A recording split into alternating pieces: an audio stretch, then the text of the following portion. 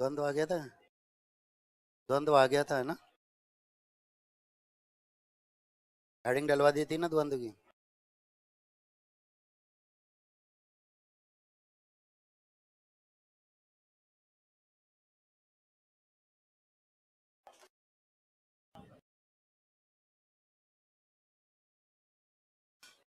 आ गए सभी।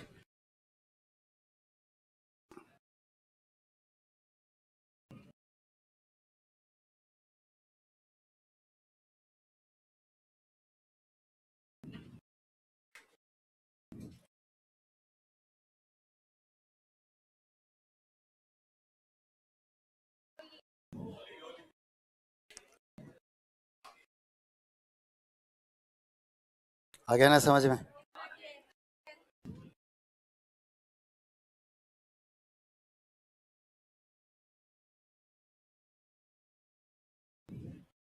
जो होना था वो वही तो हो। ठीक है। अच्छी भी थी, बुरी भी थी, लेकिन अपनी नहीं थी। ठीक है। अपनी तब आएगी जब हम वेतन भोगी हो जाएंगे। अभी तो कैलेंडर का एक पन्ना निकल गया बस, और कुछ नहीं है। अपनी होली तब होगी जब हम वेतन भोगी हो जाएंगे और घर जाने का मौका नहीं मिलेगा। वह त्योहार होता है जिसमें हमको घर जाने का मौका नहीं मिलता। ठीक है। कि साहब हमारी होली एक दिन बाद आएगी। पता है ना, थानेदारों की होली पहले तो वो जनता को खिलाते हैं कि आप आराम से खेलो, हम हैं। ठीक है। अब हम खेलेंगे फिर। और उनकी होली जो होती है आप बहुत अच्छे से जानते हैं, हमारी और आपकी कुछ नहीं होती। उससे ज़्यादा अच्छी होली पुलिस विभाग की हुआ करती है। खूब अच्छे से वो होली खेलते हैं। ठीक है। तो अभी तो बस, तो जो होना था आगे ऐसा नहीं होगा। अगली होली में हम वेतन भोगी होंगे। होंगे या नहीं? आवाज ही नहीं आ रही। हाँ फिर ठीक है। ठीक है। और देखो शर्त मत रखो इसमें, वैकेंसी आ गई तो बुझा रहा है कि नहीं बेटा। सब कुछ आएगा, अच्छा ही अच्छा होगा। नकारात्मकता के लिए हमारे 1% भी जगह नहीं है। बस ये सोचो कि जो ज्यादा नकारात्मक सोचता है उसके साथ वैसा ही होता है। क्या सोचे फिर, ऐसा होगा। ठीक है। हमारा सिलेक्शन होगा, हम सोचे हमारा सिलेक्शन नहीं होगा तो क्यों होगा। नहीं होगा, तूने सोच तो पहले ही रखा है। और ऐसी फरियाद जो होती है उसे भगवान जल्दी सुनते हैं, है ना। इसलिए सकारात्मक सोच। अगली होली हमारी है, अभी तो गई। ठीक है ना। तो द्वंद्व समास यही चर्चा हो रही थी। द्वंद्व अवयव भाव कर्मधारय कर चुके, द्वंद्व समास शुरू करना। जल्दी आ जाओ, इतने दिन में तो आए हो तब भी किस्तों में आ रहे हो। इतने आगे जो कम है क्या, आरएस तो इतने इतने से आए। हाँ? दोबारा बता दूं, पहले द्वंद्व बताओ।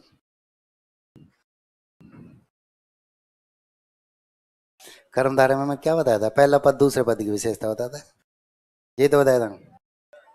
ठीक है। बोर्ड पर आ जाओ। बोर्ड पर एक शब्द लिखा है द्वंद्व। मुझे पहले तो ये बताओ कि इस द्वंद्व शब्द में कुल वर्णों की संख्या कितनी है।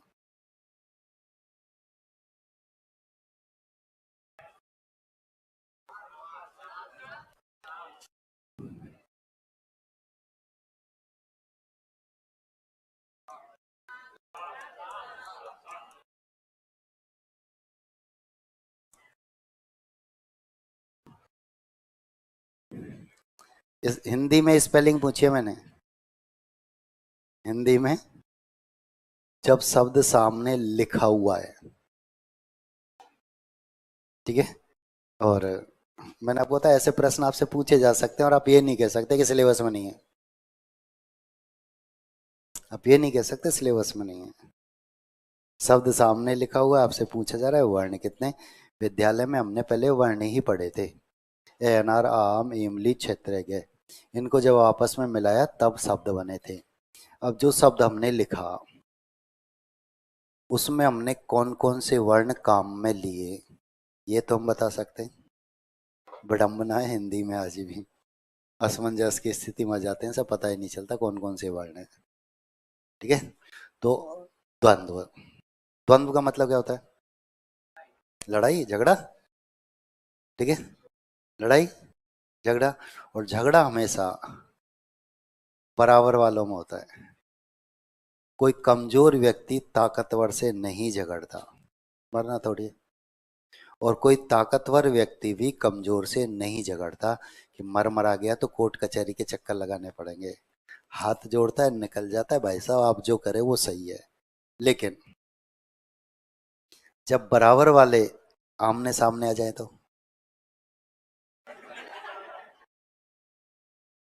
हो जाए दो दो हाथ, यही तो होता है। ठीक है, और पहला उदाहरण हमने पढ़ा था माता पिता दोनों झगड़ते हैं। ये दूसरी बात है कि हम घर की बातें बाहर नहीं बताते, होते झगड़ते तो हैं। अब कई तो ये सोचे साहब अब तो हमारे झगड़ने के दिन आ गए, आप चाहे तो हमारा भी उदाहरण दे सकते हैं, यही ना। द्वंद्व, ध्यान दो, द्वंद्व का मतलब होता है झगड़ा। मैं आपको तीसरी क्लास से माध्यमिक शिक्षा बोर्ड होते हुए कंपटीशन तक लेकर चलूंगा कि हमने ये पढ़ा था, फिर ये पढ़ा था, और आज कंपटीशन में ये पूछा जा रहा है। यही तो होता है कि 10वीं तक तो व्यस्त हो गए दोनों, कि 10वीं तक तो हमने ये पढ़ा था जब हमको लिखना पड़ता था, और आज लिखना नहीं पड़ता, लिखकर वह देता है। हमें तो निश्चित क्षेत्रफल का गोला देता है, नीला करो बाहर आ जाओ, कुछ नहीं लिखने देगा। लिखने देगा क्या? नहीं लिखने देता है। ठीक है, तो द्वंद्व समास, सबसे पहली पंक्ति हमने पढ़ी थी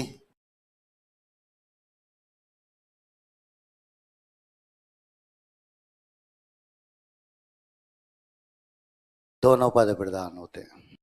पहली पंक्ति सबने यही पढ़ी थी कि द्वंद्व समास में दोनों पद प्रधान होते हैं। दूसरी पंक्ति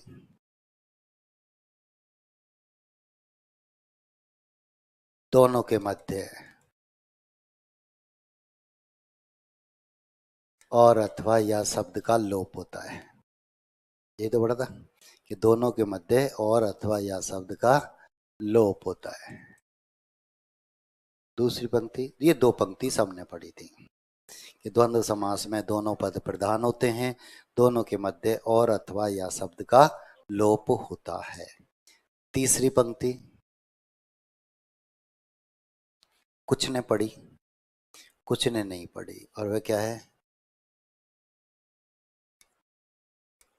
पद एक दूसरे के विपरीत होते हैं, पद एक दूसरे के विपरीत होते हैं, स्वाभाविक सी बात है।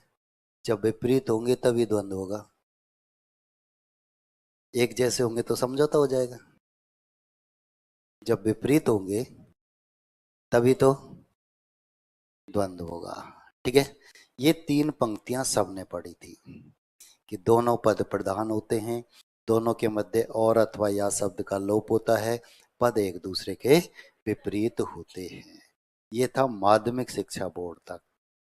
प्रश्न आता था द्वंद्व समास किसे कहते हैं, उदाहरण सहित लिखिए।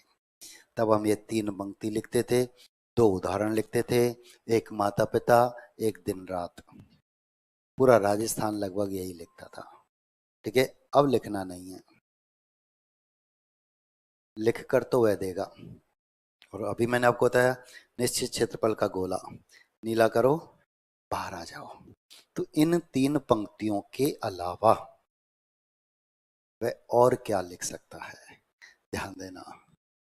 द्वंद्व समास में दोनों पद संख्यावाची हो सकते हैं, लेकिन संख्याएं असमान होनी चाहिए। द्वंद्व समास में दोनों पद संख्यावाची हो सकते, लेकिन संख्याएं असमान होनी चाहिए। यदि संख्याएं समान हुई तो,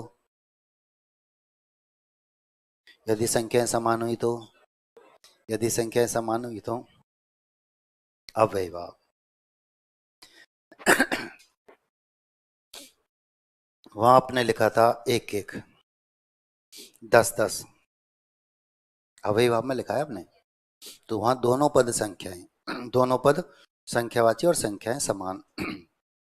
थोड़ा सा असमंजस की स्थिति में आ गए।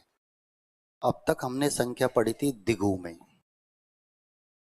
कभी आप अव्ययभाव में रखते हो, कभी आप द्वंद्व में पहुंचा देते हो। यहाँ थोड़ा सा असमंजस हो रहा है। पहले मैं इन संख्याओं का निपटारा कर दूं, समास तो बाद में देखेंगे। 6 भाई हैं, जायदाद का बंटवारा हो रहा है। 6 भाई हैं, 6 समास हैं, जायदाद का बंटवारा चल रहा है। द्विगु के बट में संख्यावाची पद आते हैं और द्विगु संख्यावाची पदों के साथ बहुत अच्छी तरह से अपना जीवन यापन कर रहा है। अव्ययभाव चलता है, द्विगु के ऊपर आक्रमण करता है और कहता है दोनों पद संख्यावाची हुए और संख्याएं समान हुई तो मेरे साथ रहेंगी, फिर तेरा उदाहरण नहीं होगा। दोनों पद संख्यावाची संख्याएं समान तो मेरे साथ रहेंगी, फिर तेरा उदाहरण नहीं होगा। दिगु कहता है ठीक है ले जा। कुछ दिन के बाद द्वंद्व चलता है, दिगु पर आक्रमण करता है और कहता है दोनों पद संख्यावाची हुए और संख्याएं असमान हुई, मेरे साथ रहेंगी, तेरा उदाहरण नहीं होगा। दोनों पद संख्यावाची और संख्याएं असमान तो मेरे साथ रहेंगी, फिर तेरा उदाहरण नहीं होगा। दिगु कहता है ठीक है तू भी ले जा। मैं तो एक ही पद संख्यावाची रख लूंगा, दो पद तो संख्यावाची रख नहीं सकता। दो पद संख्यावाची रखता है, संख्याएं समान होती हैं, अव्ययभाव ले जाता है। संख्याएं असमान होती हैं, द्वंद्व ले जाता है। अब मन में एक प्रश्न आता है कि सब दिगु पर ही आक्रमण क्यों कर रहे हैं? दिगु जब आएगा तब उसकी चर्चा करेंगे, अभी तो इससे दो दो हाथ करें। तो एक नई पंक्ति हमारे सामने आई कि द्वंद्व समास में दोनों पद संख्यावाची हो सकते हैं, लेकिन संख्याएं असमान होनी चाहिए। ठीक है, उदाहरण हमारे सामने आ जाता है।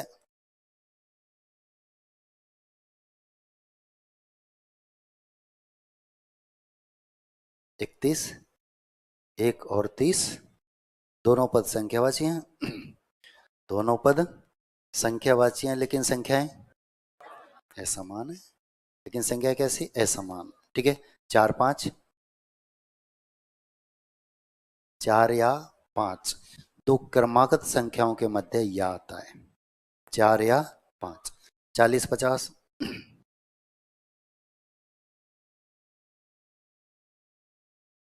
बगल में एक क्लास लग रही है, आप में से किसी एक को खड़ा करता हूं और कहता हूं देख कर आओ कितने बच्चे हैं।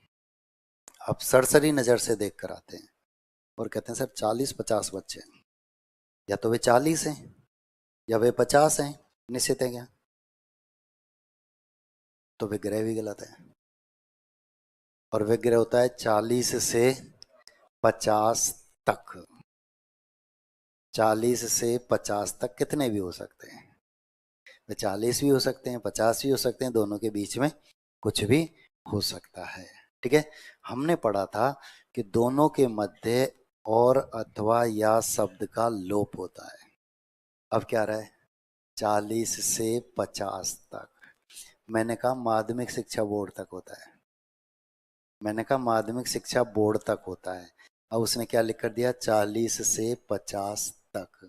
हम नहीं लिखेंगे, वह लिख कर देगा। हमें निश्चित क्षेत्रफल का गोला दे।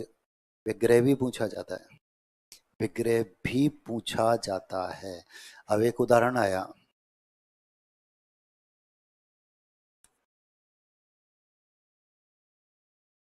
विग्रह पूछा 500। अब जो बोर्ड पर संख्या लिखी है, यदि उसकी पूर्ति हो जाती है तो विग्रह सही है, नहीं होती है तो गड़बड़ है। 5 और 100, 500 होते हैं क्या? तो विग्रह भी नहीं होगा। 5 से 100 तक 500 होते हैं क्या? नहीं। 5 बार 100, 500। विग्रह होता है 5 बार 100। हमने पढ़ा था दोनों के मध्य और अथवा या शब्द का लोप होता है। मैंने कहा माध्यमिक शिक्षा बोर्ड तक होता है। अब उसने लिख कर दिया है 5 बार 100, 500। ठीक है। अब आप मुझे सिर्फ ये बताओ, गिनती याद है क्या? हिंदी छोड़ते हैं, मैथ पढ़ते हैं आज। अब बताओ, गिनती याद है या नहीं? याद है तो बोलना।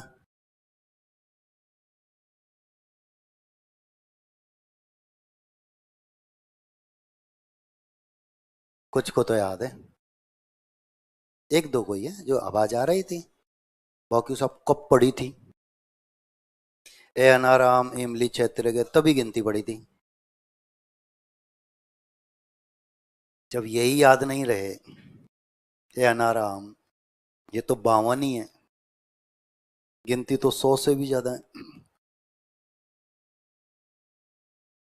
कितनी याद रखते? कब तक याद रखते? भूल गए? बताओ, याद है या भूल गए? अरे गिनती याद है या भूल गए? याद है या भूल गए? मुझे तो सिर्फ इतना सा बता दो, 10 का पहाड़ा याद है? 10 का पहाड़ा याद है? बोलना।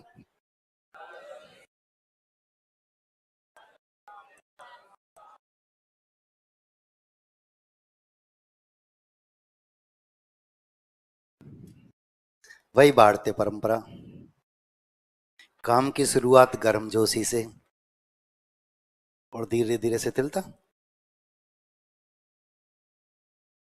यही तो है। जब हम 8वीं क्लास में थे, समय सारणी बनाते थे, बताया था मैंने, इतने घंटे पढ़ेंगे, इतने घंटे खेलेंगे, इतने घंटे टीवी देखेंगे, इतने घंटे सोएंगे। सिर्फ पढ़ने के समय में कटौती हुई, बाकी के आज तक बढ़ रहे हैं। जयपुर भी आए तब भी हम यही सोच कर आए, पढ़ना है, दिन रात एक करनी है। ठीक है, दौड़ लगानी है, तभी थानेदार की कुर्सी मिले। और धीरे धीरे शिथिलता आ गई। जब हम पढ़ते थे तब शिक्षा में दंड का प्रावधान होता था। आज आप विद्यालय में बच्चे को पीट नहीं सकते, पीट सकते हैं क्या? अगले दिन ही अखबार में फोटो आ जाए, है ना? जब हम पढ़ते थे तब शिक्षा में दंड का प्रावधान होता था। हमारे एक सर तो डंडे को ज्ञान बोधनी बोलते थे, ज्ञान का बोध कराने वाली। ठीक है। और अलग अलग दिन अलग अलग छात्र को उसकी जिम्मेदारी सौंपते थे। आज तू लेकर जाएगा, कल तू ही लाएगा, नहीं सबसे पहले तेरी पिटाई लगे। क्योंकि छात्र क्या करते थे, डंडे को गायब कर देते थे। ठीक है, जब एक की जिम्मेदारी, तो फिर तो वह तो लाएगा ही लाएगा।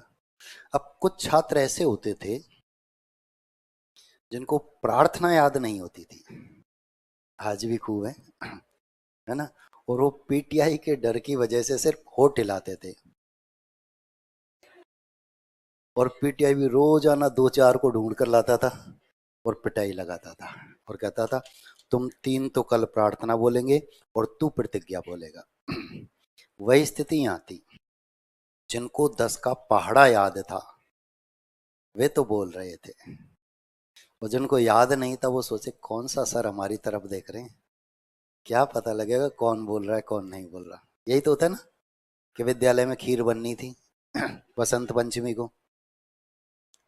ठीक है, अध्यापक ने क्लास में कहा एक एक लोटा सभी घर से दूध लेकर आएंगे, एक एक लोटा सभी घर से दूध लेकर आएंगे। अब एक बालक ने सोचा सब लाएंगे, मैं पानी लाऊंगा, क्या फर्क पड़ेगा, है? और सब नहीं ऐसे सोचा, एक ने नहीं सोचा, सब ने ऐसे ही सोचा और आकर देखा तो उसमें पानी पानी था। तो जिनको 10 का पहाड़ा याद था वो बोल रहे थे, ध्यान दो। बोर्ड पर जो संख्या लिखी है, इन संख्याओं को छोड़कर शेष सभी संख्याओं में द्वंद्व समास होता है। बोर्ड पर जो संख्या लिखी है, इन संख्याओं को छोड़कर शेष सभी संख्याओं में द्वंद्व समास होता है, इनमें क्यों नहीं होता? इनमें क्यों नहीं होता?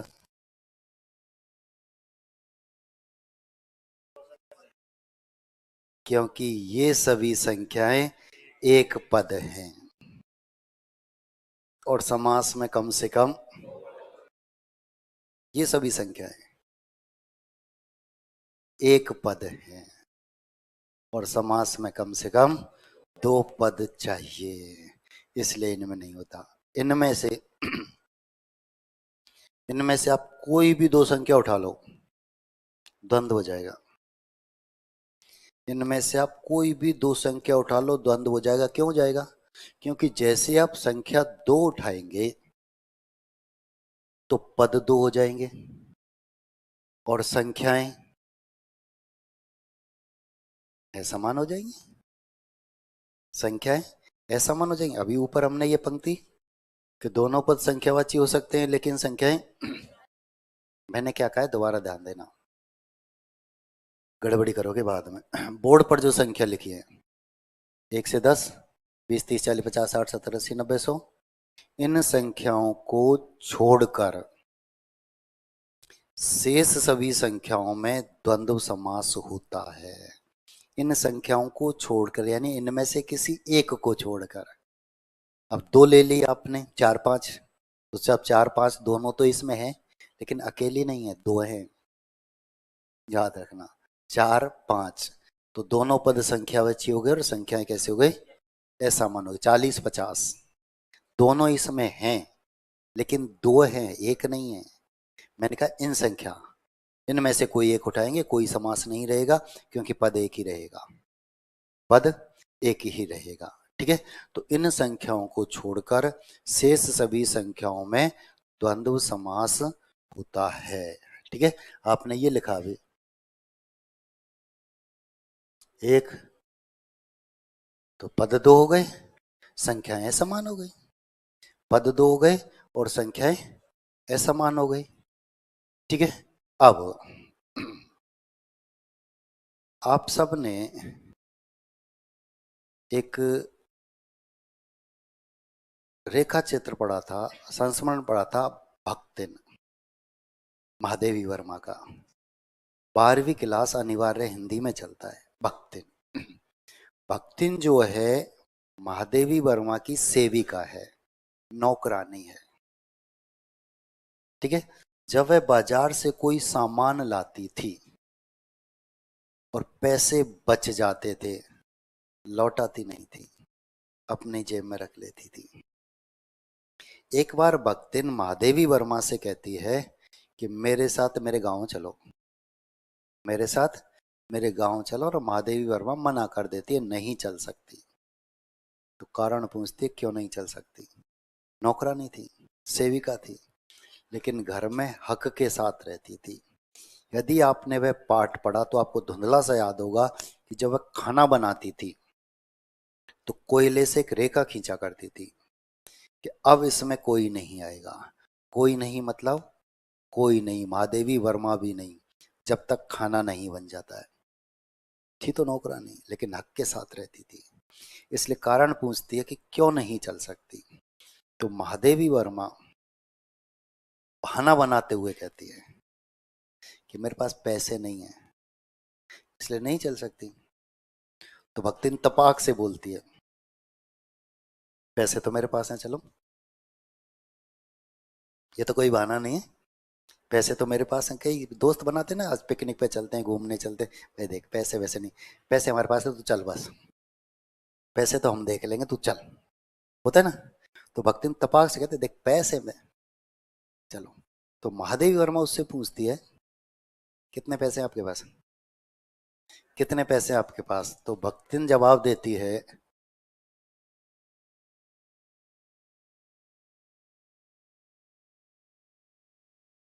5 BC 5। कितने हो गए?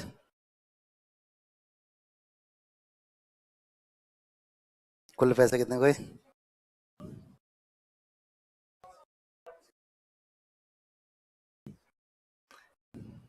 मैथ की क्लास लग गई? मैथ नहीं लगी? अरे दौड़ा 105। 5 BC 5। 5 बार 20 और 5। 5 बार 20 और 5। भक्तिन ने ऐसा जवाब क्यों दिया? वह सीधा 105 कह सकती थी, क्योंकि वह सिर्फ 20 तक गिनती जानती थी। आज भी हमारे घर में खूब सदस्य ऐसे हैं जो नोट नहीं पहचानते। खूब है, पता ही नहीं चलता सब कौन सा क्या है। तो पर बाकी के हिसाब बहुत अच्छा लगाते हैं, चाहे नोट नहीं पहचानते, लेकिन हिसाब उनका हमसे अच्छा होता है, ये आप जानते हैं। ठीक है, ध्यान दो। तो जब बाजार से सामान लाती थी और पैसे बच जाते थे तो उनकी ढेरी लगाती थी। 1 2 3 4 5 6 20, फिर 20, फिर 20, फिर 20, फिर 20, फिर 5। इसलिए उसने कहा 5 BC 5। 5 बार 20 और 5, 105। ठीक है, मैंने आपको एक नोट डलाया था, धुंधला सा याद होना चाहिए, कि द्वंद्व समास में 2 से अधिक पद, सर्वाधिक पद हो सकते हैं। उदाहरण आपके सामने, उदाहरण आप आगे आएंगे और लिखाऊंगा भी अभी। तो 2 से अधिक पद सिर्फ द्वंद्व समास में हो सकते हैं, बाकी के किसी में नहीं होते। तो 5 BC 5 बार 20 और 5। क्या बताया सब दोबारा से बताता हूं, ध्यान देना बोर्ड पर। द्वंद्व समास में दोनों पद प्रधान होते हैं, दोनों के मध्य और अथवा या शब्द का लोप होता है, पद एक दूसरे के विपरीत होते हैं, दोनों पद संख्यावाची हो सकते हैं लेकिन संख्याएं असमान। बोर्ड पर जो संख्याएं लिखी हैं, इन संख्याओं को छोड़कर शेष सभी संख्याओं में द्वंद्व समास होता है, बशर्ते उन उपसर्ग नहीं होना चाहिए। 19, 29, 39। 39 होता है, पता है ना? 39 नहीं होता, 39। हम 39 बोलते ना, वीडियो में आया था ये, मेंस जो हुआ था ना वीडियो का, उसमें यही था शब्द शुद्धि में 39। और उसकी वजह से छात्र रह भी गए थे। एक प्रश्न सही हो जाता, गिनती आई होती हमसे तो हम भी वीडियो होते, ऐसे खूब है। ठीक है, तो ये बोर्ड पर जो संख्याएं लिखी हैं, इन संख्याओं को छोड़कर शेष सभी संख्याओं में द्वंद्व समास होता है, बशर्ते उन उपसर्ग नहीं होना चाहिए। ठीक, इसके अलावा एक प्रश्न और यहां से पूछा गया था, एक पंक्ति का। क्या था प्रश्न? था कि द्वंद्व समास में पदों के मध्य किस चिन्ह का प्रयोग होता है? योजक चिन्ह। योजक चिन्ह, कि द्वंद्व समास में पदों के मध्य किस चिन्ह का प्रयोग होता है? योजक चिन्ह का। ठीक है, लिखें, देखो।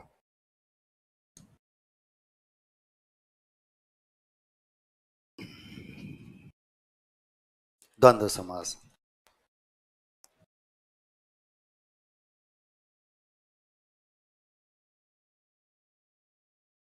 जिस समास में, जिस समास में दोनों पद प्रधान हो तथा दोनों पद प्रधान हो तथा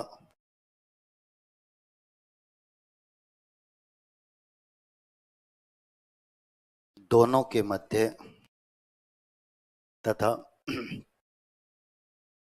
दोनों के मध्य और अथवा दोनों के मध्य और अथवा या शब्द का लोप हो, और अथवा या शब्द का लोप हो, या पद एक दूसरे के विपरीत हों, या पद एक दूसरे के विपरीत हों, उसे द्वंद्व समास कहते हैं।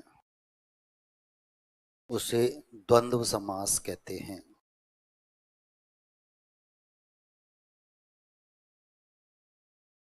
उसे द्वंद्व समास कहते हैं। लिख दिया।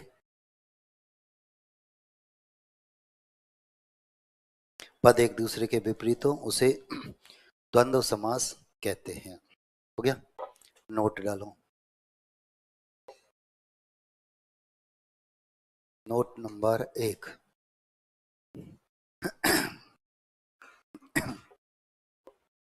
नोट नंबर 1 लिखो। द्वंद्व समास में, द्वंद्व समास में दोनों पद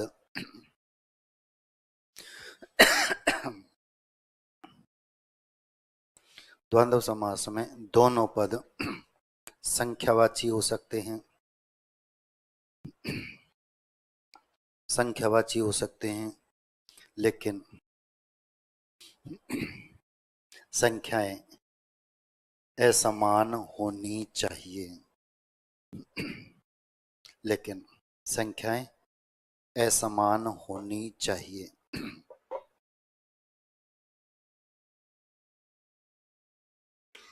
नोट नंबर 2।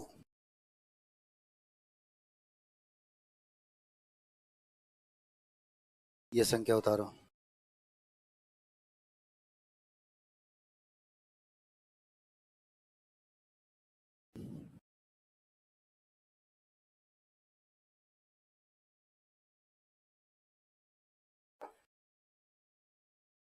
बोर्ड से देखकर।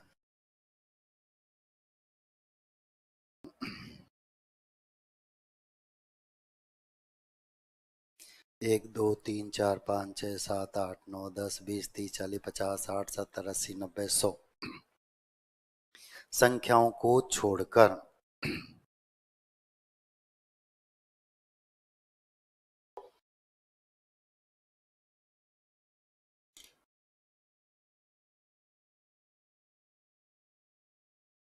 संख्याओं को छोड़कर शेष सभी संख्याओं में, संख्याओं को छोड़कर शेष सभी संख्याओं में द्वंद्व समास होता है। बशर्ते उन उपसर्ग नहीं होना चाहिए। बशर्ते उन उपसर्ग नहीं होना चाहिए। Note number 3।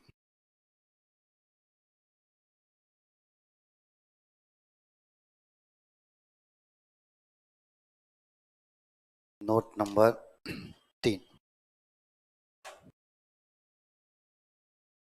द्वंद्व समास में पदों के मध्य, द्वंद्व समास में पदों के मध्य अधिकांशतः, पदों के मध्य अधिकांशतः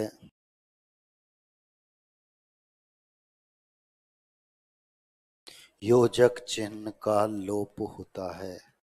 दोनों के मध्य योजक चिन्ह, पदों के मध्य अधिकांशतः योजक चिन्ह का प्रयोग होता है। लोप नहीं होता है, प्रयोग होता है।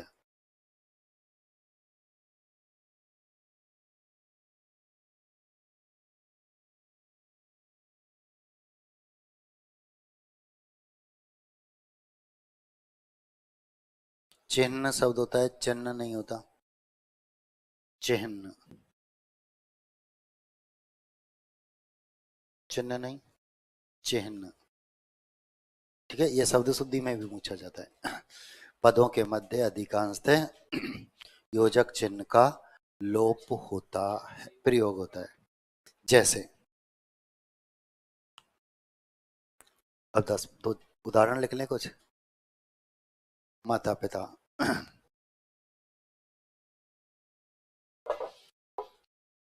माता और पिता,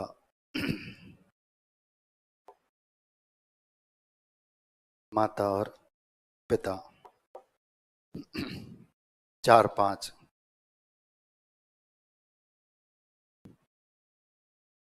4 या 5,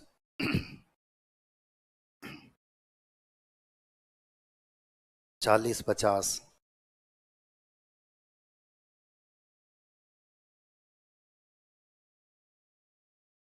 40 से 50 तक,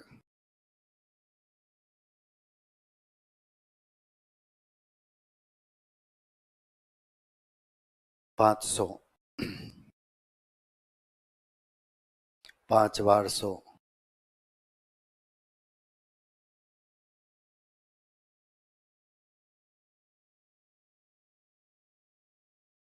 द्वंद्व समास के भेद। द्वंद्व समास के भेद होते या नहीं? आप बता रहे हैं तो सब होते होंगे।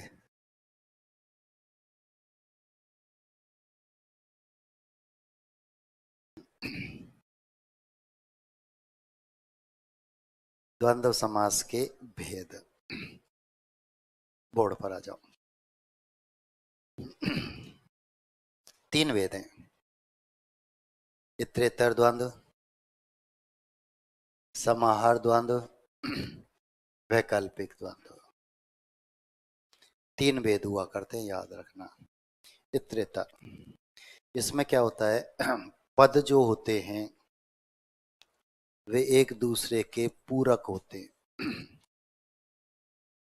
एक दूसरे के सहायक होते हैं, एक दूसरे पर निर्भर होते हैं, याद रखना।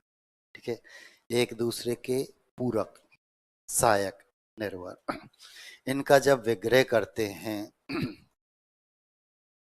तो पदों के मध्य और शब्द का प्रयोग होता है। आप उदाहरण पढ़ते हैं, माता पिता, माता और पिता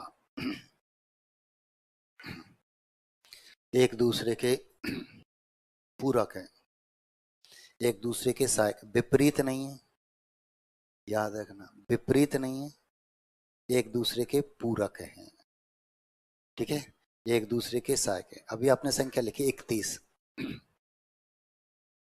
1 और 30, ये एक दूसरे के विपरीत नहीं है, एक दूसरे के पूरक है। एक को हटा दो, पद ही नहीं बने, फिर किसी भी एक को हटा दो पद ही नहीं बने।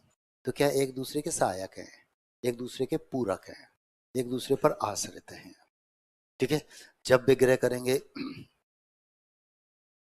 गौरी शंकर, एक दूसरे के पूरक हैं, विपरीत नहीं है, याद रखना। ठीक है, तो जब जब विग्रह करेंगे तो इनके मध्य क्या आएगा, और समाहार, समाहार में एक समूह का बोध होता है। समाहार समूह दोनों एक ही होते हैं, समाहार और समूह दोनों एक ही होते हैं। ठीक है, तो इसमें पूरे समूह का बोध होता है, और जब इनका विग्रह किया जाता है तब जितने पद दे रखे होते हैं उनके बाद आदि शब्द का प्रयोग हो जाता है। धन दौलत, धन दौलत आदि, रुपया पैसा, रुपया पैसा आदि। ठीक है, तो याद, बाप दादा, बाप दादा आदि। तो बाप दादा से मतलब बाप और दादा तक नहीं है, उससे पहले जितनी भी पीढ़ियां सब आती हैं। आपके बाप दादा ने कभी ऐसा किया है, मतलब आपकी पहले की जितनी पीढ़ी कभी उन्होंने ऐसा किया है कि, तो वही नहीं आते।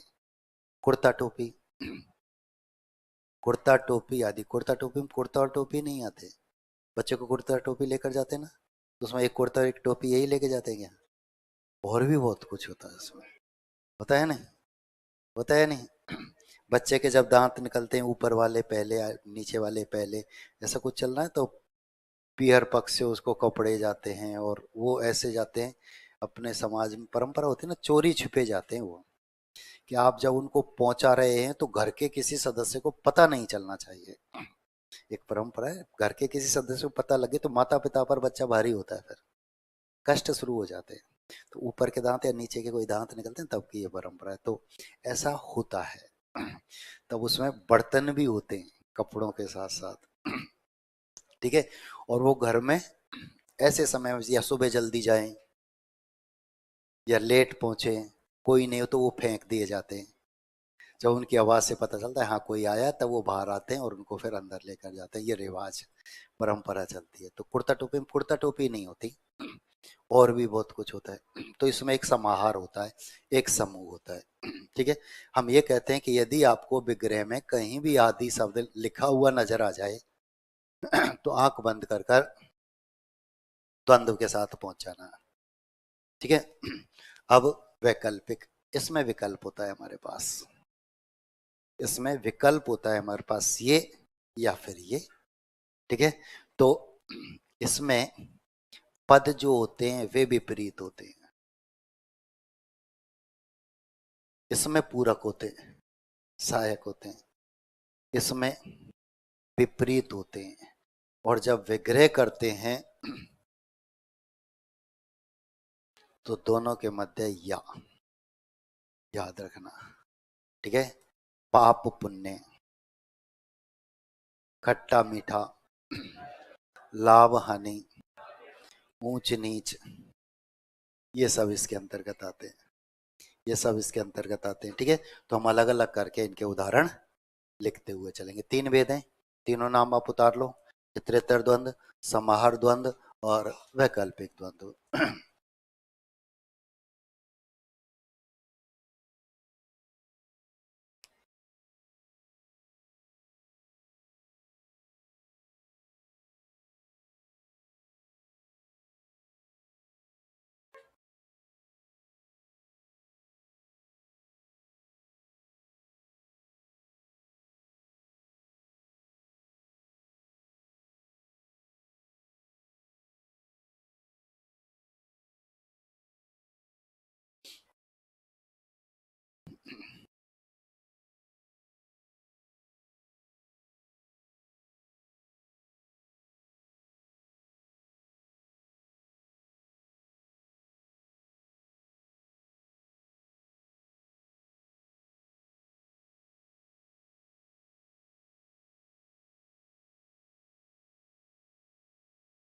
हो गया।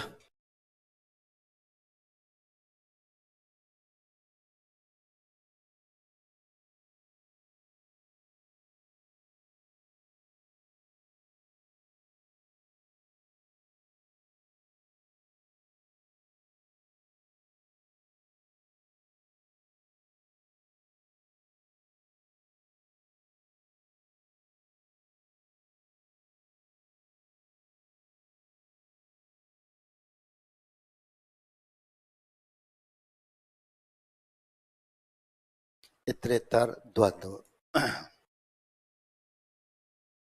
इतरेतर द्वंद्व लिखेंगे।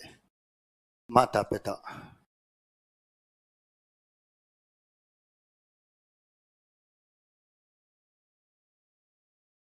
माता और पिता,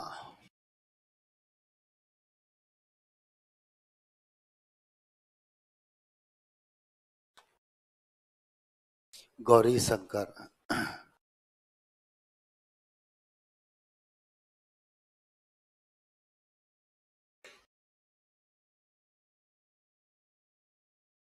गौरी और शंकर, राधा कृष्ण,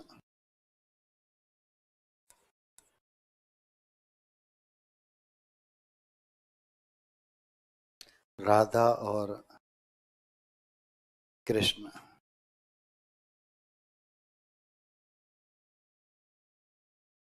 सीता राम।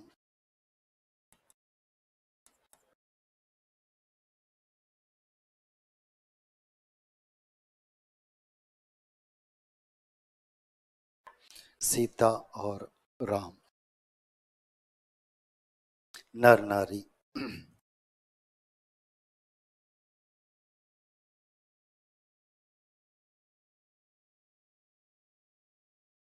विपरीत नहीं है, पूरक है, सहायक है। भाई बहन।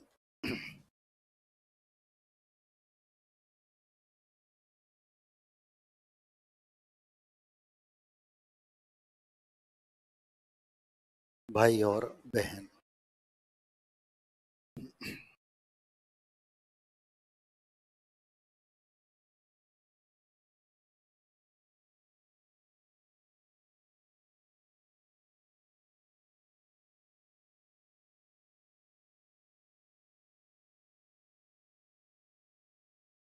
चले आगे।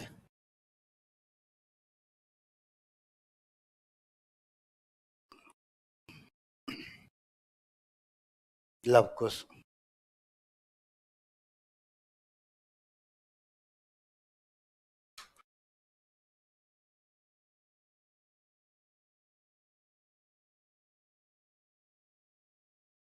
लव और कुश। 31।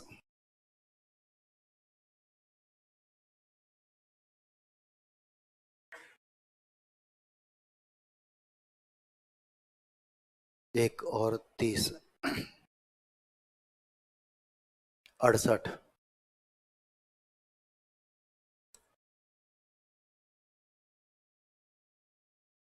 8 और 60।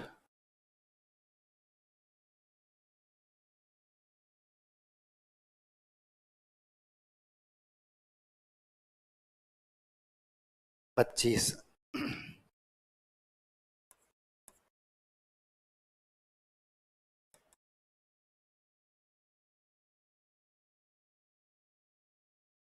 5 और 20।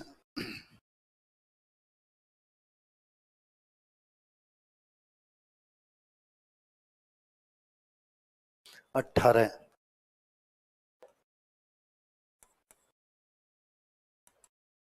8 और 10। आ रहे बोलते हैं 10 को।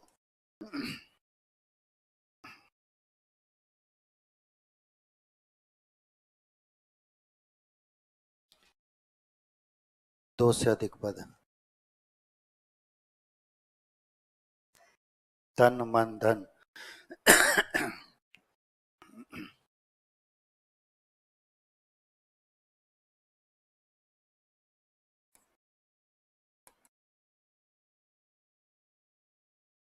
तन मन और धन।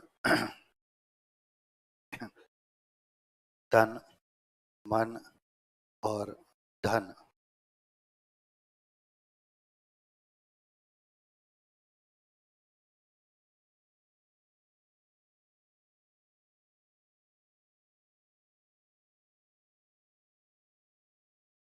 चले आगे।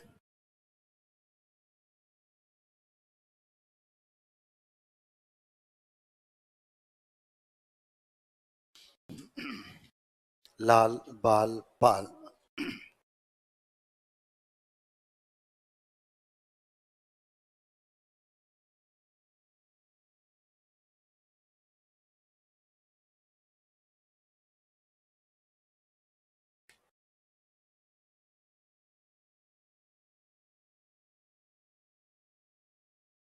क्या न्याय? विग्रह करते तो नहीं आएगा। विग्रह ऐसे किया जाता है, ये ऐसे क्या है?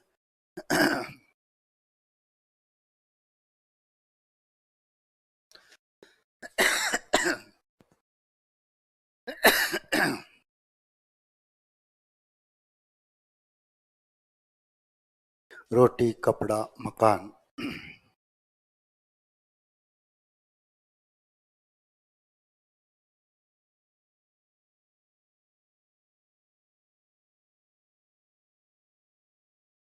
सामासिक पद होता है तो योजक चिन्ह होता है, और विग्रह जब करते हैं तो ये वाक्य में प्रयोग कर रहे हैं इन सब का। रोटी, कपड़ा और मकान आज अनिवार्य है।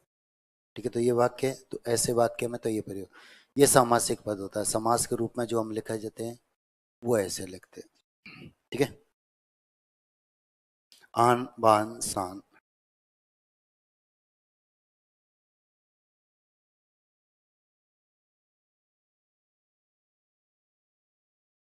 आन बान और शान।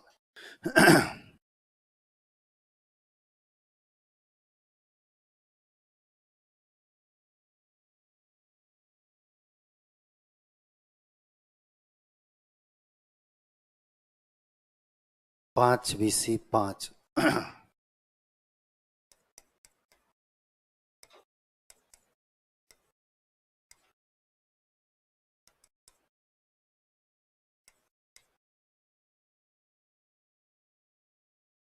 5 बार 20 और 5।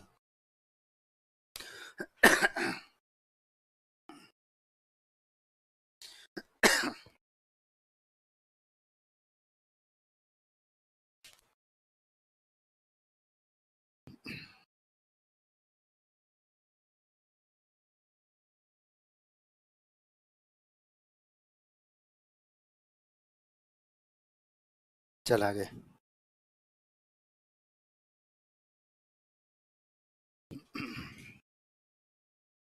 समाहार द्वंद्व।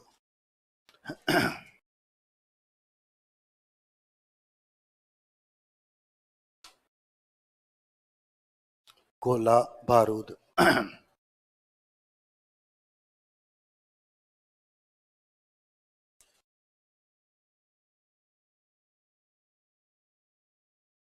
जब आप विग्रह करेंगे तो अल्प विराम आएगा। गोला बारूद आदि। तो गोला बारूद में गोला और बारूद तो ही नहीं आते, और भी विस्फोटक जो सामग्री है वे सब इसके अंतर्गत आ जाया करते। चिट्ठी पत्री।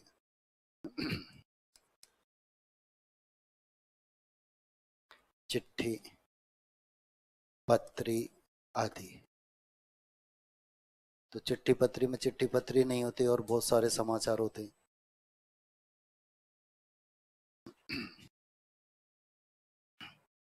कूड़ा कचरा।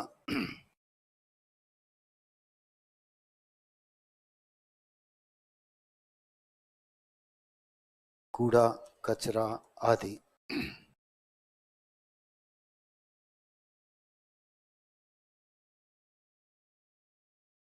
कुर्ता टोपी।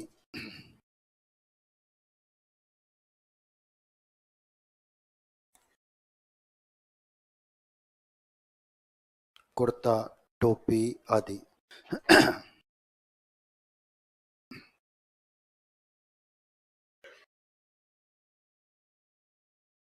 उछल कूद।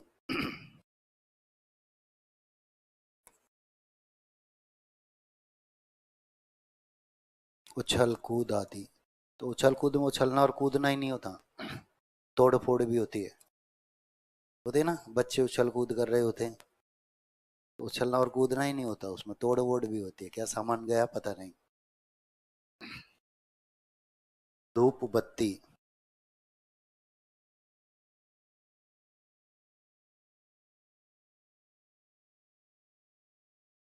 पूजा का और भी सामान इसमें आता है। सिर्फ धूप और बत्ती नहीं आती। धूप बत्ती आदि।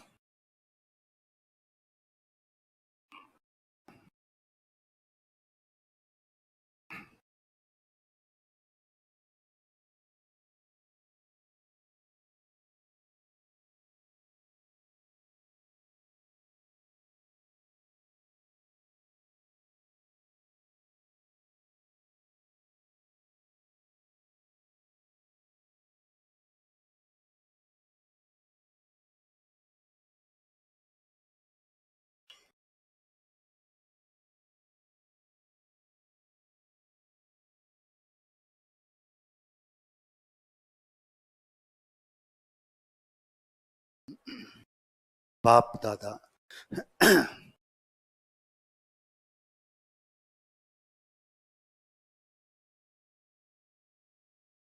बाप दादा आदि।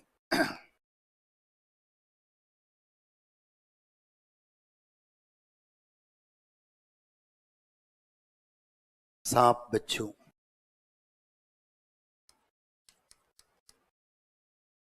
सांप बिच्छू आदि और भी जितने कीट हैं ये सब आ जाते हैं।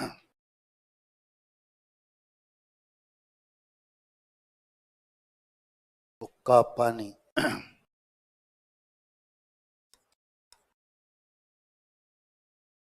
हुक्का पानी आदि। हुक्का पानी में हुक्का और पानी नहीं आते, ठीक है। तंबाकू भी आती है। ध्यान दो। जब कोई व्यक्ति असामाजिक कार्य कर देता है तो गांव में पंचायत बैठ जाती है और पंचों के साथ बैठकर उसे अंतिम बार हुक्का पिलाया जाता है। फिर बहिष्कृत कर दिया जाता है कि अब तू हमारे बराबर बैठने योग्य नहीं रहा, तो उसका हुक्का पानी पूरा बंद। समाज में उसका कोई काम नहीं, लेना देना कोई नहीं, सब कुछ बंद हो जाया करता है। मैंने को पता था, कहानी पढ़ी थी आपने, लालटेन। दो गांव हैं और दोनों गांवों में रंजिश है, दुश्मनी है, ठीक है। तो एक गांव वाले क्या करते हैं, लालटेन लाते हैं खरीद कर और उसे अपनी पंचायत पर जला देते हैं। और वह दूसरे गांव वालों को भी दिखती है, क्या इनके गांव में लालटेन है, हमारे पास भी होनी चाहिए। और सब पैसा इकट्ठा करते हैं और लालटेन खरीद लाते हैं। अब खरीद तो लाते हैं लेकिन जलाना नहीं आता, कि जलाएं कैसे।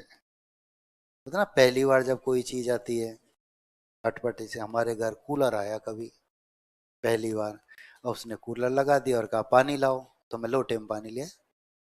अब मुझे क्या होता है, इसमें भी पानी डालना होता है। अब पहली बार जब आता तो वही स्थिति होती, तो लालटेन खरीद तो लाए, अब जलाए कौन।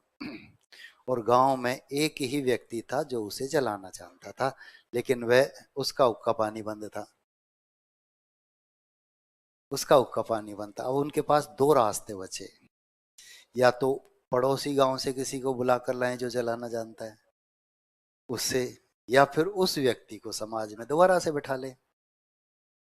समाज में इसका हुक्का पानी जो बंद है उसे शुरू करो, इसने जो गलती की है उसे माफ करो और इसे बिठाओ, ठीक है। तो अब दूसरे गांव में जाएंगे बुलाने तो बेइज्जती होगी, दुश्मनी वैसे, रंजिश वैसे, तो क्यों जाए।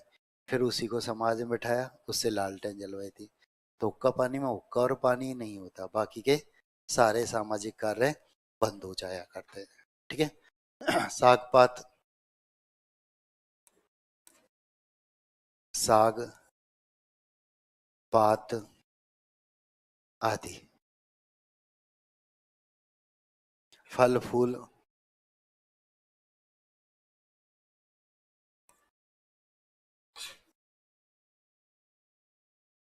फल फूल आदि। और अपने घर परिवार समाज में इसका अशुद्ध प्रयोग होता है ना, हम कहते हैं फल फूल ले आओ, जबकि हम क्या बोलते हैं, फल फ्रूट ले आओ। यही कहते हैं ना, फल फ्रूट ले आओ, मतलब हिंदी में भी बोल दिया और अंग्रेजी में भी बोल दिया उसे। बोलना तो ही होता है, लेकिन हम बोलते हैं फल फ्रूट ले आओ। क्या लाए, फल लाना है कि फ्रूट लाना है ना, वही यही स्थिति हो जाती है। वैकल्पिक। अब हमारे पास विकल्प भी है, अब हमारे पास विकल्प भी है। ऊंच नीच।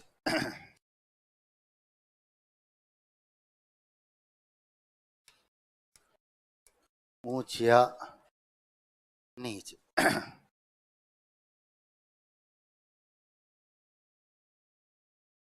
लाभ हानि।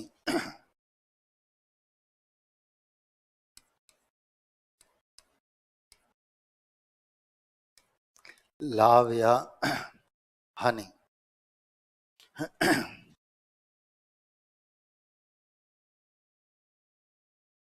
पाप पुण्य।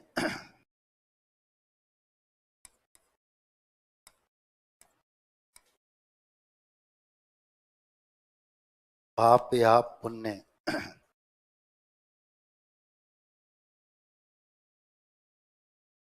ठंडा गर्म।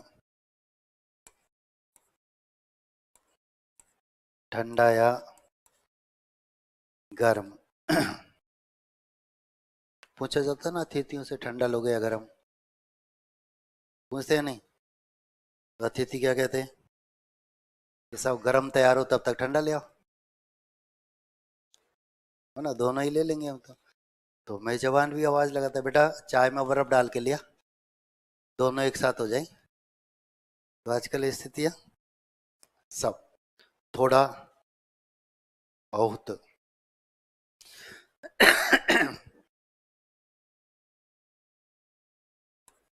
थोड़ा या बहुत।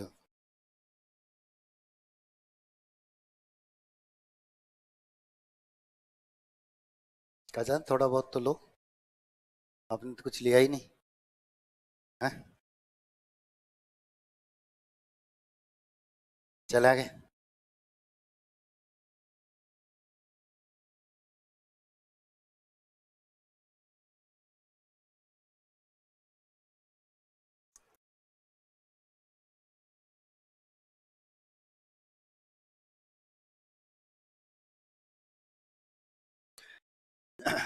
धर्माधर्म। दीर्घ संधि से दोनों जुड़े हुए हैं।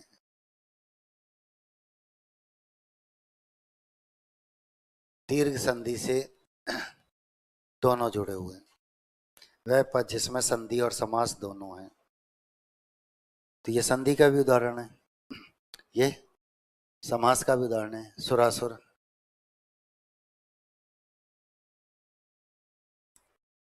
सूर्या असुर।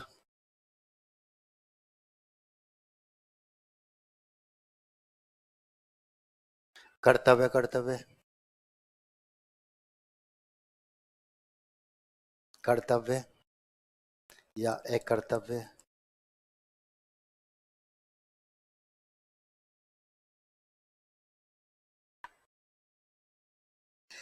गरीब अमीर।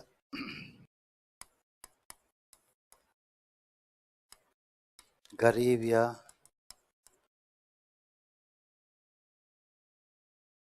अमीर।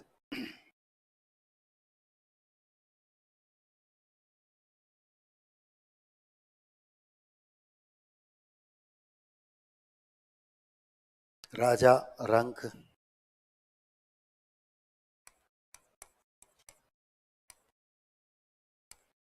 राजा या रंक।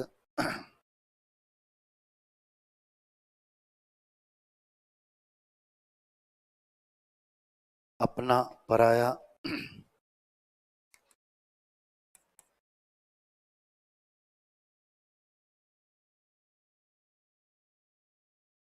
अपना या पराया।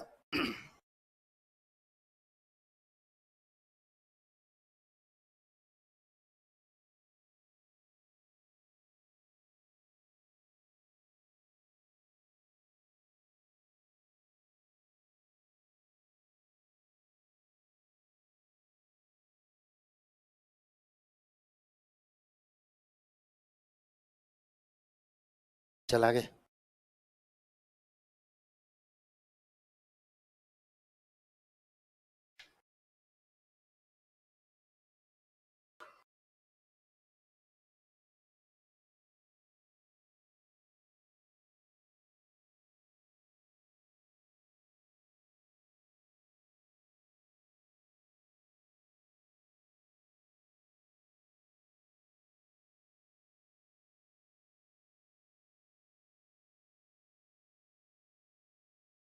तत्पुरुष समास।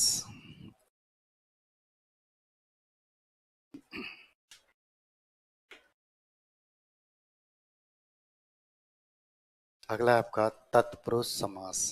यहाँ से एक ही प्रश्न पूछा जाता है और बार बार पूछा जाता है, और वो ये कि तत्पुरुष समास में कौन सा पद प्रधान होता है। 100-200 बार ये प्रश्न पूछा जा चुका है। तत्पुरुष समास में कौन सा पद प्रधान होता है? कौन सा पद प्रधान है? 4 पंक्तियां लिखाई थी मैंने आपको, और वो चारों पंक्तियां तो मैंने आपसे कहा रटी हुई होनी चाहिए। किस समास में कौन सा पद प्रधान होता है ये हमको बहुत अच्छे से याद होना चाहिए। ठीक है, तो इसमें पहला पद तो संज्ञा होता है, दूसरा पद प्रधान होता है। पहला पद संज्ञा होता है, दूसरा पद प्रधान होता है। ठीक है, पहला पद प्रधान होता है, दूसरा पद संज्ञा होता है। अव्ययी भाव में, अव्ययी भाव में पहला पद प्रधान है, इसमें दूसरा पद प्रधान है, उसमें दूसरा पद संज्ञा है, इसमें पहला पद संज्ञा है। यही तो है, ये याद रखने वाली बात है कि तो यहाँ पहला पद तो संज्ञा होता है, दूसरा पद प्रधान होता है। दोनों के मध्य कारक चिन्ह का लोप होता है, और जिस कारक चिन्ह का लोप होता है हम उसे उसी समास के नाम से जानते हैं। ठीक है, हम कहते हैं यश प्राप्त, यश को प्राप्त, तो यश को कौन सा कारक है? तो कर्म तत्पुरुष समास। गुण युक्त, गुणों से युक्त, से कौन सा है? तो करण तत्पुरुष समास। रसोई घर, रसोई के लिए, अब के लिए कौन सा है? तो संप्रदान तत्पुरुष समास। ऋण मुक्त, ऋण से मुक्त अलग, और अलग होने में तो अपादान तत्पुरुष समास। ठीक है, घुड़दौड़, घोड़ों की दौड़, अब की कौन सा है? संबंध, तो संबंध तत्पुरुष समास। घुड़सवार, घोड़े पर सवार, अब पर कौन सा है? अधिकरण, तो अधिकरण तत्पुरुष समास। ठीक है, तो कारकों के अनुसार तत्पुरुष समास के 6 भेद होते हैं।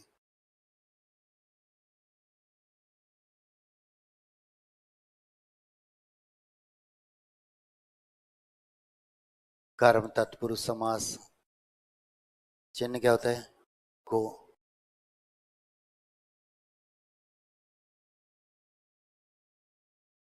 करण तत्पुरुष समास, चिन्ह क्या होता है? से, जिसमें सहायता ली जाती है या उसी के द्वारा कार्य किया जाता है। ठीक है, तीसरा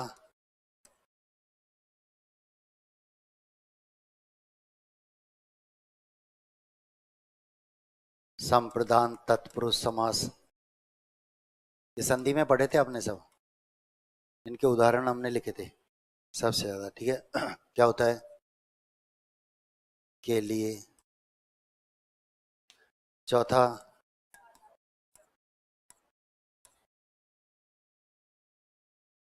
अपादान तत्पुरुष समास, चिन्ह क्या होता है? दोनों अलग अलग है, सही। कारक जब हम पढ़ेंगे, कारक सिलेबस में है या नहीं? देखना एक बार सिलेबस, है ना। परसर्ग के नाम से, परसर्ग के नाम से, कारक के नाम से ढूंढे, मिले ही नहीं। ठीक है, वहां डिटेल से इनको पढ़ेंगे। संबंध तत्पुरुष समास, चिन्ह क्या होता है? काकी के। और छठा अधिकरण तत्पुरुष समास। कभी पढ़े थे? धुंधला से याद है?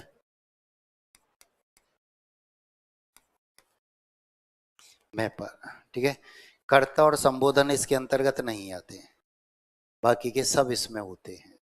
वो दो नहीं आते, बाकी अब जिस चिन्ह का लोप होता है हम उसे उसी के नाम से जानते हैं। ठीक है, लिखेंगे आप तत्पुरुष समास।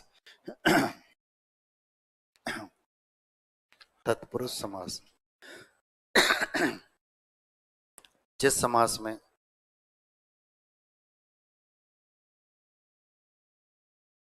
जिस समास में प्रथम पद संज्ञा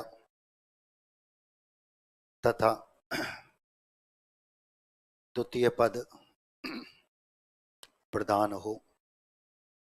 प्रथम पद संज्ञा तथा द्वितीय पद प्रधान हो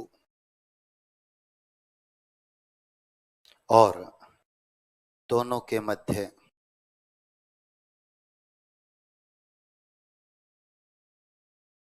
कारक चिन्ह का लोप हो। कारक चिन्ह का लोप हो और दोनों के मध्य कारक चिन्ह का लोप हो, उसे तत्पुरुष समास कहते हैं। उसे तत्पुरुष समास कहते हैं। जैसे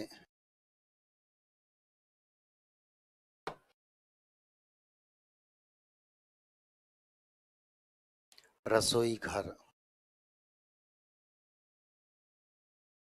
रसोई के लिए घर, रसोई घर, रसोई के लिए घर।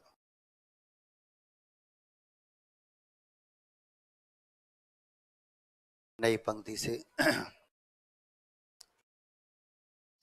कारकों के अनुसार तत्पुरुष समास के 6 भेद होते हैं।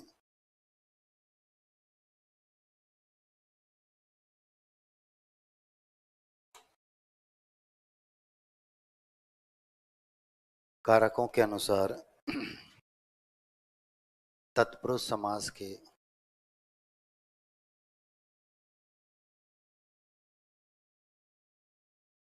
6 भेद होते हैं।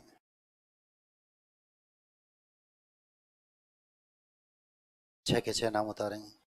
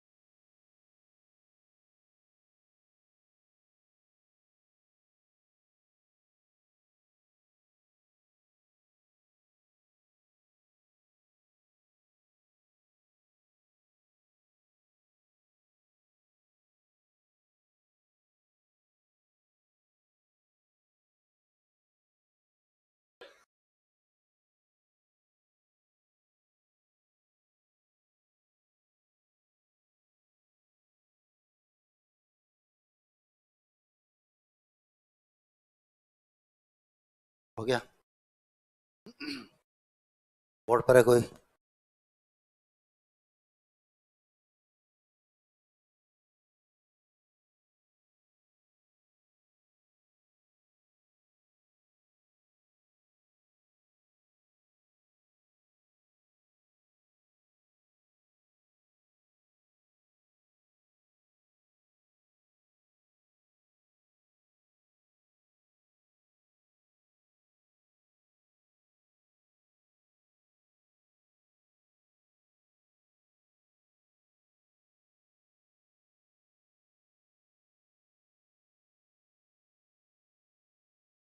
कर्म तत्पुरुष समास।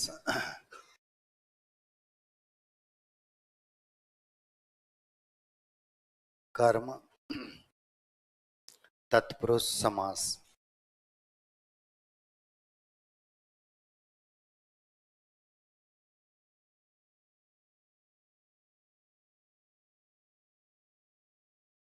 इस समास में कर्म कारक चिन्ह को का लोप होता है। इस समास में कर्म कारक चिन्ह क्या होता है? को का लोप होता है। आपको कारक चिन्ह याद है तो आप ये कर पाते हैं, नहीं तो गड़बड़ हो जाती है। कर्म कारक चिन्ह को का लोप होता है। जैसे यश प्राप्त,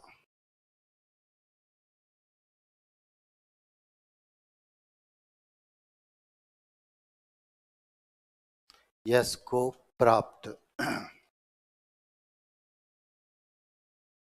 यश को प्राप्त।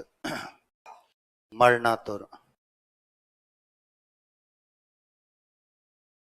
मरने को आतुर, बेचैन, उतावला।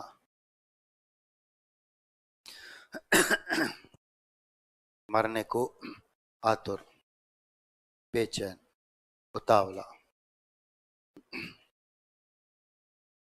विरोध जनक,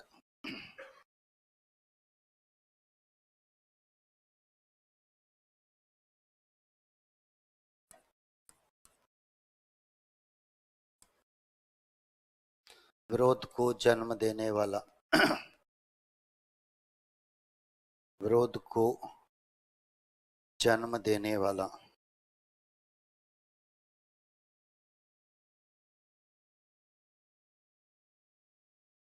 चिड़ी मार,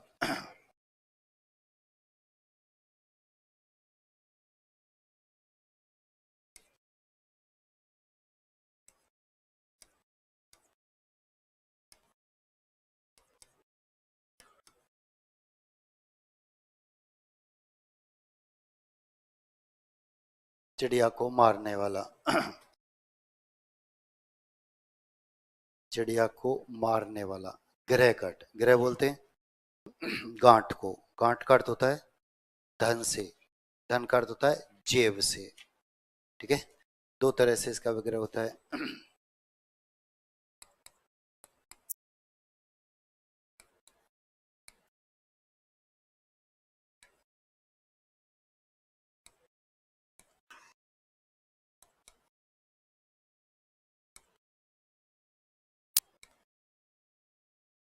गांठ को खोलने वाला, जेब को काटने वाला। ठीक है, ग्रह बोलते हैं गांठ को। गांठ मतलब धन, धन मतलब जेब। हम बोलते हैं ना हमारी तो गांठ ही कट गई। ठीक है, जेब। ग्रामगत, आज भी गांठ कटती है कि नहीं? कैशलेस हो गया तब भी कट जाती है ना। मोबाइल से ही गायब कर देते पैसे, कर देते नहीं? वही ग्रह कट है, वही जेब काटना है। आज मोबाइल से क्या क्या पूछते हैं और गायब, पता ही नहीं चलता। ये लो साहब, तो बैठे बैठे भी जेब कट जाती है। ग्रामगत, ग्राम को गया हुआ।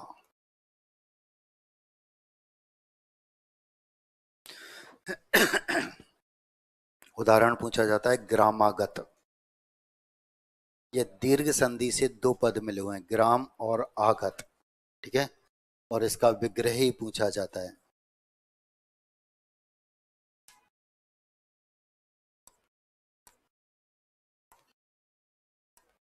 ग्राम को आया हुआ। संस्कृत में गम एक धातु होती है, आगम भी एक धातु होती है। गम का अर्थ होता है जाना, आगम का अर्थ होता है आना।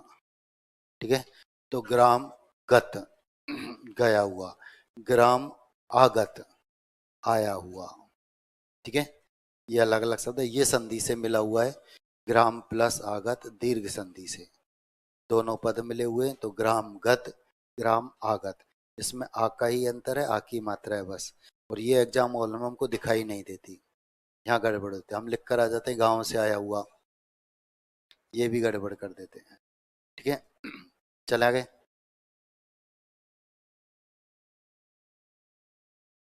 गगन चुंबी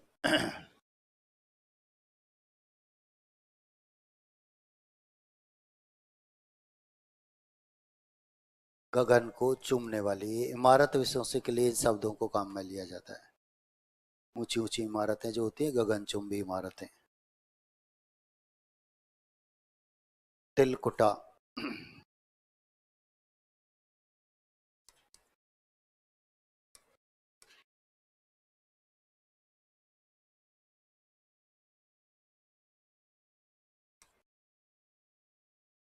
तिल को कूटकर बनाया हुआ, तिलकुटा।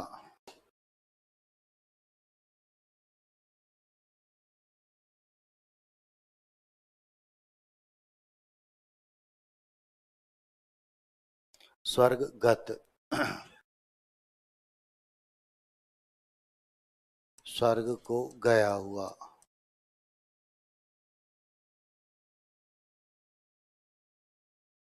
स्वर्ग को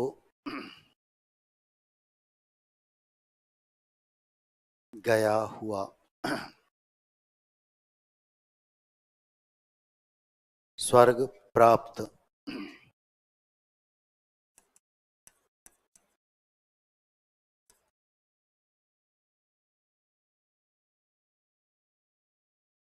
स्वर्ग को प्राप्त।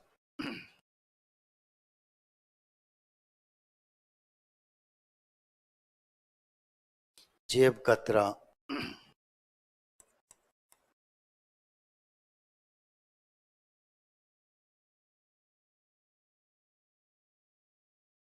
जेब को काटने वाला,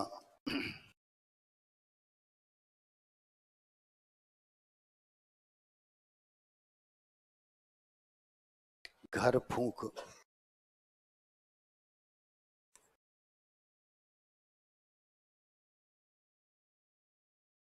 घर को फूंकने वाला। कहते हैं ना घर फूंक कर तमाशा देख रहा है।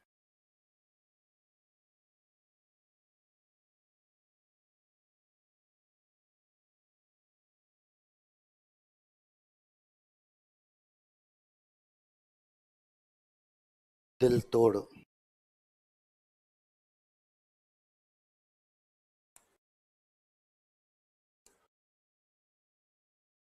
दिल को तोड़ने वाला।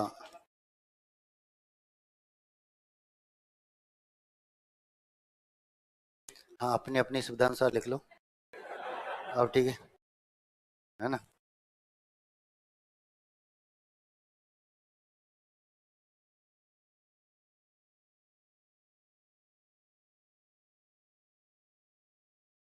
चला गए।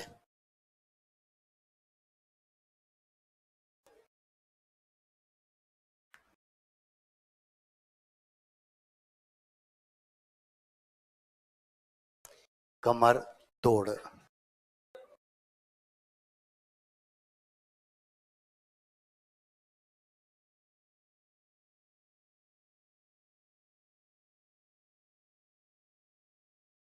अब यहाँ कमर तोड़ से मतलब बहुत अधिक मेहनत करने वाला, याद रखना। ठीक है, नहीं कमर को तोड़ने वाला, डंडा लिया कमर में दिया दो चार।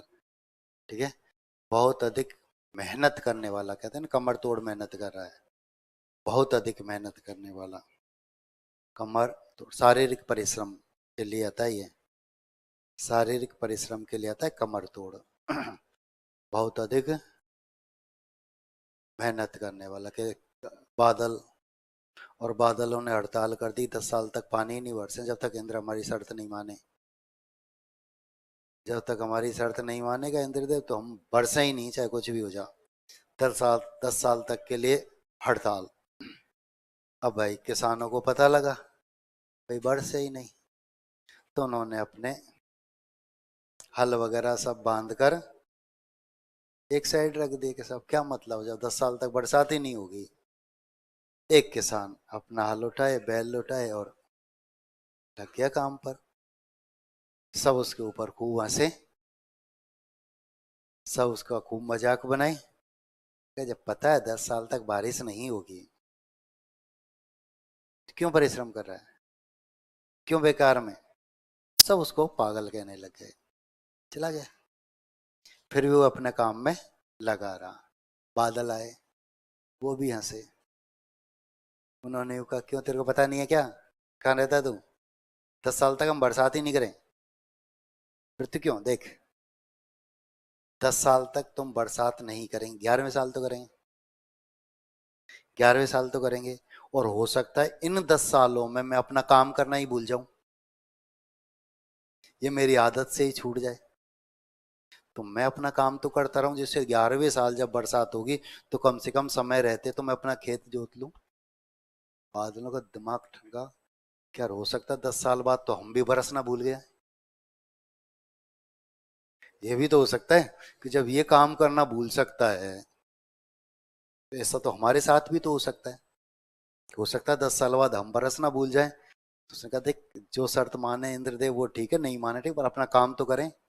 बरसात शुरू हो गई तो हम अपना काम जो है वो करते नहीं, सरकार वैकेंसी निकालेगी तो ठीक, नहीं निकाले तो मत निकाल, तेरी सिरदर्दी, पर हम तो अपने काम कर रहे हैं, हम तैयार हैं।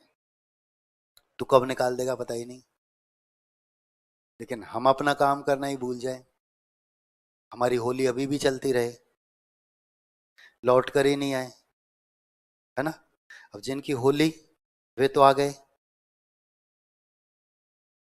और पहचान भी आ रहे हैं, है ना।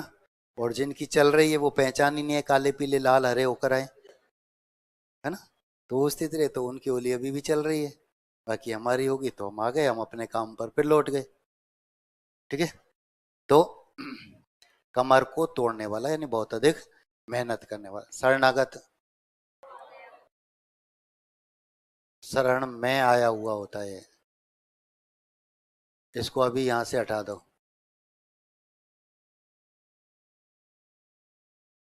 मुंह तोड़, मुंह को तोड़ने वाला।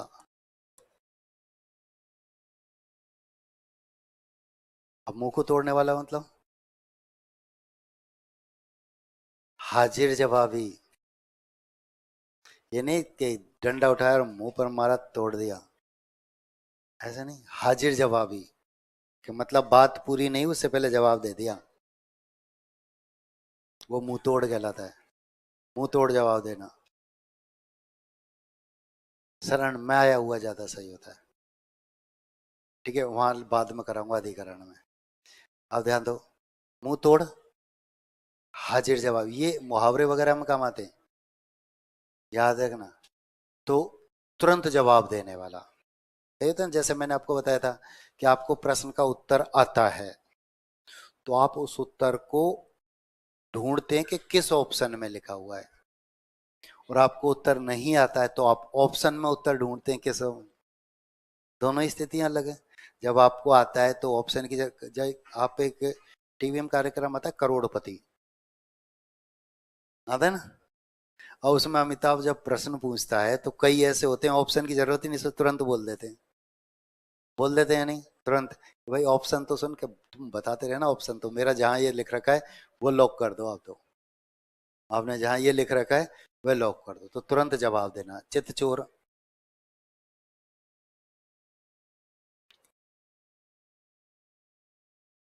चित्त को चोरने वाला, चित्त को चुराने वाला,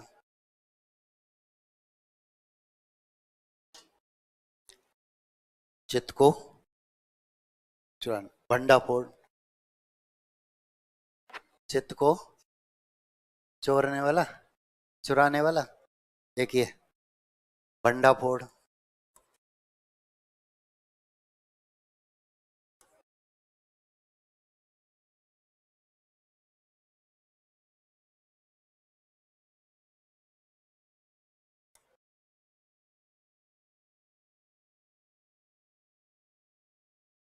बंडा, राज, रहस्य को प्रकट कर देने वाला। ठीक है कि बंडा ही फोड़ दिया ना। कुछ आते हैं ना कभी कभी, जैसे हम सरप्राइज देना पर कोई आके पहले ही बता जाए, बंडा ही फोड़ दिया, सब कुछ गड़बड़ ना। तो पहले से ही वहां सूचना जब पहुंच जाती है तो भंडा फोड़ कहलाता है। ठीक है, चल आगे। क्या हुआ? कल पढ़ेंगे, कल पढ़ लें, छोड़ दो। अच्छा, अब कोई क्लास नहीं है? ठीक है।